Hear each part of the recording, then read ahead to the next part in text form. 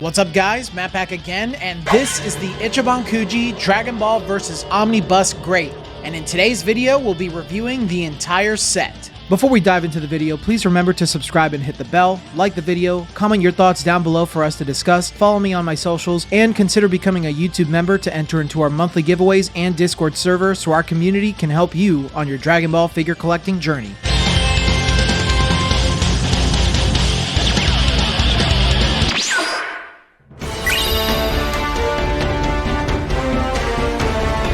Gohan was on a roll during this time because of his appearance in the recent film Dragon Ball Super Superhero. So far, we had Ultimate Gohan and Super Saiyan Gohan appear in Masterlies, so it was inevitable that Base Gohan would show up. Right off the bat, you can see that this Gohan, once again, reuses the body sculpt of the previous two. However, this one does add quite a few differences that allow him to stand out from the others. Gohan's likeness and hairstyle was updated for the new film, and I'm a big fan of how his hair looks now. Gohan also has big blocky glasses on his face, just like me. His likeness on this figure was done perfectly. This Gohan also tops things off by adding the cape that he wore in the film, just like Piccolo's. It's unique to see Gohan in this outfit, and I still see fans ask for Teen Gohan to get a Masterlies just like this from the Cell games. It's just an overall popular design. Gohan unfortunately only has shading on his skin,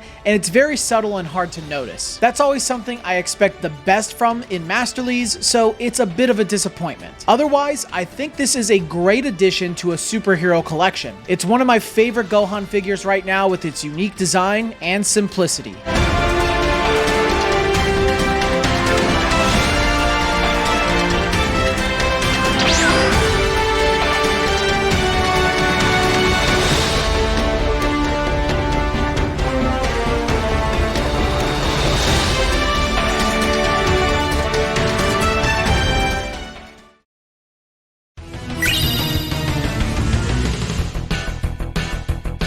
Bandai makes the baffling decision to release a second potential Unleashed Piccolo in the follow-up set to Omnibus Ultra just about 3 months later. Potential Unleashed Piccolo is a fairly overlooked or forgotten form, as it's not visually that different to regular Piccolo and didn't really do much in the film. Gamma 2 is still stronger than Piccolo while he's in that form, so he accomplishes nothing till he becomes Orange Piccolo. So to get another version of that same figure in this set is ridiculous to me. It would have been a more creative idea to maybe get a Red Ribbon Piccolo or Turban Piccolo from Superhero as this prize instead. This figure is virtually the same to that Piccolo with its bright paint job and shading. He's also significantly bigger in the torso like the Omnibus Ultra compared to Piccolo's base form figure from Superhero's Kuji. I do think this figure looks worse in the face, as the lines behind his ears that allowed them to swap the Omnibus Ultra figure's face are very noticeable. I also prefer the Ultra's pose a lot more, as this one is a bit too obtrusive on my shelves with his arms stretched out. This Piccolo can be an alternative to the Ultra, but I think the Ultra ultimately matches the original Superhero Piccolo more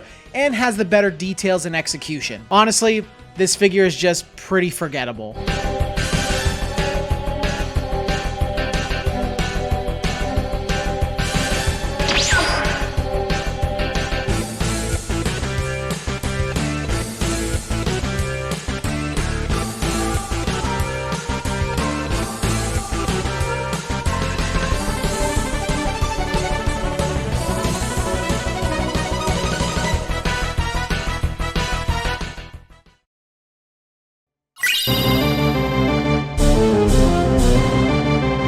Goku makes an appearance in this Omnibus Kuji in a form I never thought I'd see as a Masterlies for him, Super Saiyan Grade 3. Now, this isn't to be confused with Super Saiyan 3, but was a form that Goku, Trunks, and even Cell showcased in the manga and anime. Ultimately, all of them eventually conclude that while the form grants them immense power, it sacrifices too much speed to properly use it. It is nice to see Bandai give Goku a deep cut form like this, even though he only shows it to Gohan for a moment. The manga and anime have his legs closer together, but because Bandai reused the majority of the Trunks sculpt from Omnibus Super, his legs are widened out. Not a huge deal in my opinion, as I think a majority majority of people aren't really going to notice or complain about that. Now, there are some extremely minor differences between both sculpts, like Goku not having as high as a collar as Trunks, and the back of both figures showing slightly different muscular details. Goku also tones down the intense black shading from the Trunks figure, which does make me prefer the colors on this figure. Goku's likeness is perfect and has some subtle details like veins on his forehead. His crazy hair sculpt is really cool too, as it's slightly bigger and wilder than the typical Super Saiyan Goku hair sculpt. He has a bright yellow for his hair with subtle shading mixed throughout. Although this Goku is largely a recycle of the Trunks, I still find him a very unique figure for Goku collectors and a welcome addition to Masterlies. I hope Bandai continues to give us more unique figures for common characters so we can expand our collections in a wider scope.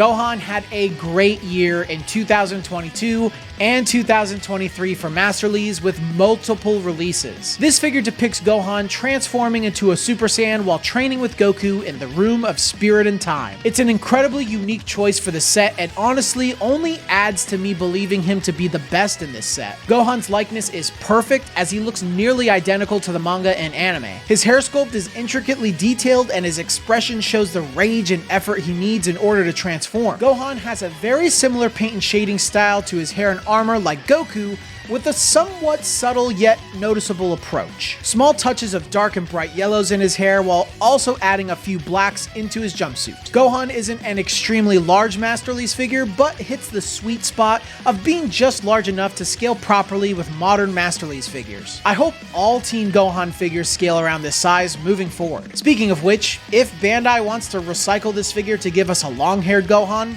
I'd totally be on board. I know this figure isn't the most remarkable Masterlies figure out there, but I don't think a lot of the figures in this set are. Gohan stands out as a quiet but effective choice and wins my choice as best in the set.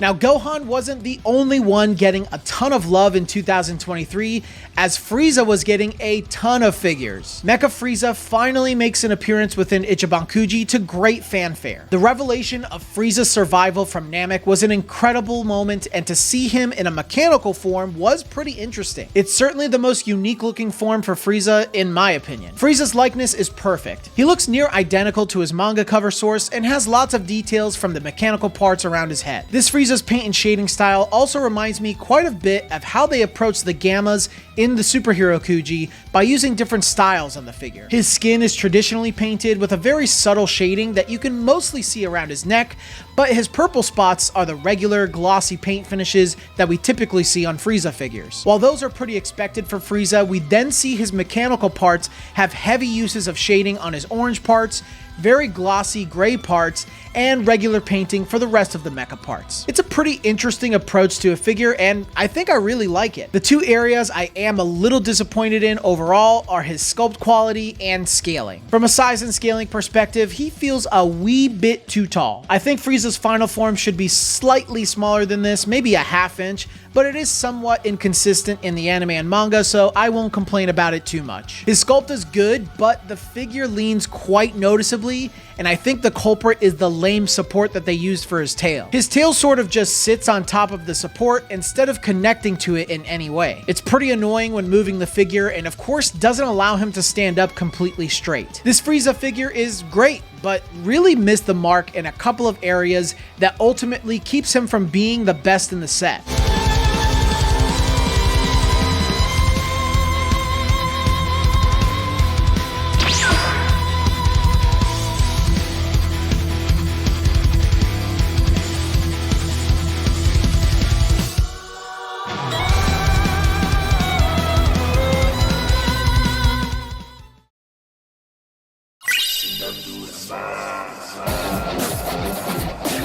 King Cold was a character many were begging for. When we found out that Frieza had a father with a ki just as large as his, it was terrifying. His design is amazing as he looks like a matured royal version of Frieza's second form. The design is also based on his Dragon Ball Z iteration and not his DBS Broly version. I'm hoping Bandai revisits this character with his DBS Broly colors, as I prefer that look personally and want them to fix a few key areas, or should I say one key area. Let's start with the good though.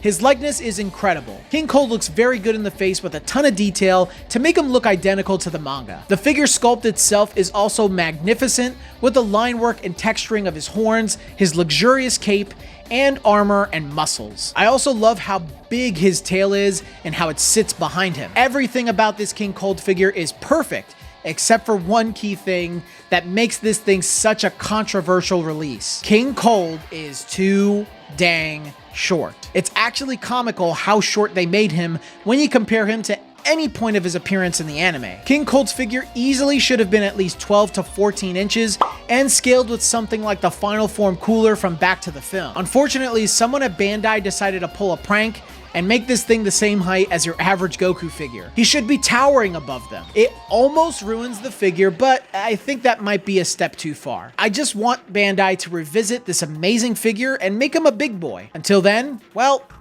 he looks good by himself, I guess.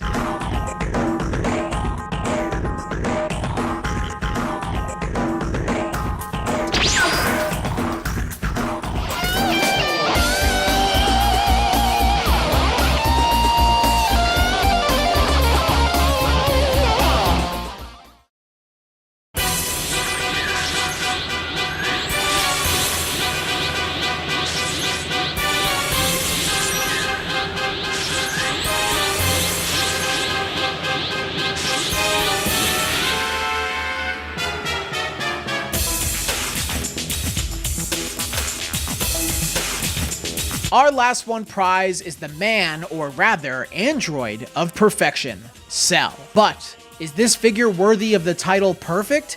Well, I'm not so sure. It's nice to see even the deepest cut Cell represented in this Kuji, as we were well on our way to having all of his forms in Masterlies. I don't think anyone expected to see his huge muscular form, since he only showed Trunks for a moment in order to mock him for using the form in the first place. While I do appreciate the deep cut choice, I have many issues with this figure. His likeness is okay at best. It doesn't quite hit the mark for the manga panel it's based on, and just doesn't look exactly like Cell should. It just feels like it's missing quite a bit of detail on his face. Speaking of missing details, this figure has no shading. It's one thing if an Ichiban Kuji or Masterlies figure doesn't have shading on it, but when the last one prize doesn't have any whatsoever, it's like a sin in the eyes of collectors. Not only does this figure not have any shading, but the shade of green used for him just doesn't look correct. It has a paler look to it, and when compared to all of the other Cells we have, stands out in a pretty bad way. I also feel as though his black spots were sloppily sculpted and painted into his body. The figure looks almost like a disgusting monster instead of the perfect Cell we know and love. He is pretty cool from a unique figure and size perspective, but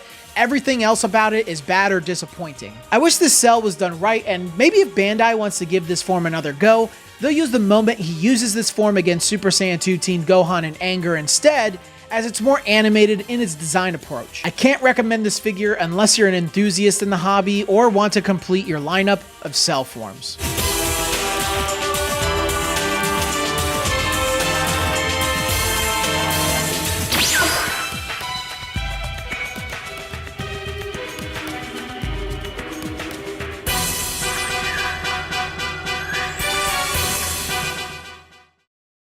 So those are my thoughts on Ichiban Kuji, Dragon Ball vs. Omnibus Great. I don't know which one is worse, this or Omnibus Ultra. I think this set might be the worst Omnibus set in the series. It's not terrible. I would maybe put it around C tier, but with a very poor last one prize, King Cold's total fumble, Frieza's wonky sculpt, and, you know, another potential unleashed Piccolo only 3 months after Omnibus Ultra. It's not that fun. But those are my thoughts, guys. If you made it this far in the video, please let me know your thoughts down in the comment section, like this video, and of course subscribe to the channel if you haven't already so you can join our growing community of collectors. If you want to go even further beyond and join these wonderful people scrolling in the credits right now, you can become a YouTube member by signing up at a $3 membership. That gives you access to our awesome Discord community where we do buy, sell, trade. We do Kuji leagues, voting for which Kuji is better than another, and just have an overall fun discussion. And if you want to take part in our monthly giveaway, we're giving away Crane figures for $10 members every month. We're giving away an Ichiban Kuji figure for our $15 members every month. And of course, we're giving away an entire Ichiban Kuji set every month to our $20 members. But I think that's all I really have for you guys today. Thank you again for watching. But until the next video, guys, I will see you all later.